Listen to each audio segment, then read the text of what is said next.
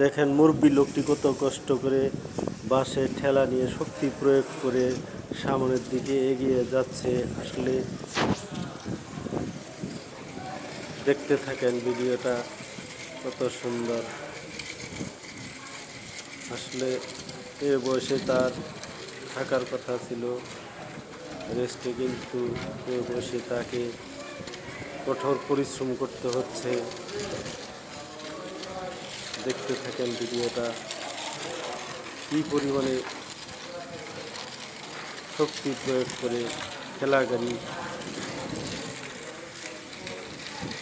শক্তি প্রয়োগ করে সামনের দিকে এগিয়ে নিয়ে যাইতেছে।